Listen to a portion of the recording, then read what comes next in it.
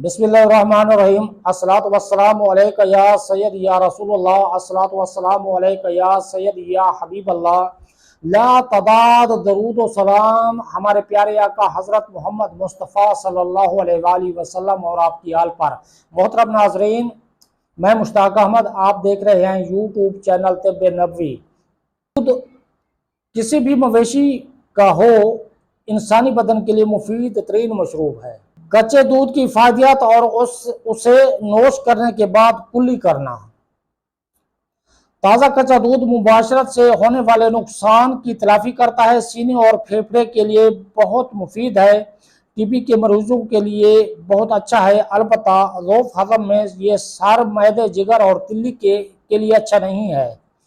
اس قسم کے دودھ کا زیادہ استعمال دانتوں اور مسوڑوں کے لیے نقصان دہ ہے، اس لیے دودھ پینے کے بعد پانی سے کلی کر لینی چاہیے۔ ایک حدیث میں ہے کہ نبی اکرم صلی اللہ علیہ وآلہ وسلم نے دودھ نوش فرمایا اور پھر پانی تلا فرما کر کلی کی اور فرمایا اس میں چکناہٹ ہوتی ہے۔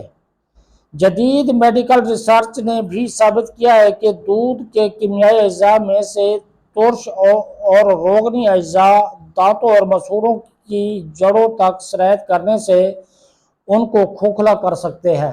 یہ بخار اور درد سر کے مریضوں کے لیے مناسب نہیں، اس سے کمزور دماغ اور سر کو تکلیف ہوتی ہے۔ اس کے متواتر استعمال سے نظر کی دھندلاہٹ، شب کوری، جوڑوں کا درد، جگر کے سدے، معدے اور آنتوں میں گیس کی شکایات پیدا ہوتی ہیں۔ اس کی اصلاح شہد اور ادرک کے مربے سے کی جا سکتی ہے۔ یہ سب شکایات اس شخص کو ہوتی ہیں جو اس کا عادی نہ ہو۔ لبن و دان یعنی عربی میں دان دودھ کو یعنی اردو بھیڑ کا دودھ، لبن و دان یعنی بھیڑ کا دودھ، انگریزی میں شیپ ملک، فارسی میں شیر گوسفند، پنجابی میں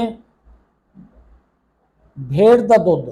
بھیڑ کے دودھ کے متعلق ہم آپ کو کچھ ضروری معلومات پیش کر رہے ہیں۔ یہ دودھ تمام مویشیوں کے دودھ سے زیادہ گاڑھا اور مرطوب ہوتا ہے۔ اس کی چکناہٹ زیادہ اور بو بکری اور گائے کے دودھ سے منفرد ہوتی ہے۔ اس سے بیکار بلغم پیدا ہوتا ہے۔ اس کے مسلسل استعمال سے جلد پر سفید دھبے بن جاتے ہیں، اس لیے بھیڑ کے دودھ میں پانی ملا لینا چاہیے تاکہ جسم پر اس کے اثرات کم سے کم پڑیں، اس سے تسکین جلدی حاصل ہو اور اس میں ٹھنڈا کرنے کی صلاحیت بڑھ جائے۔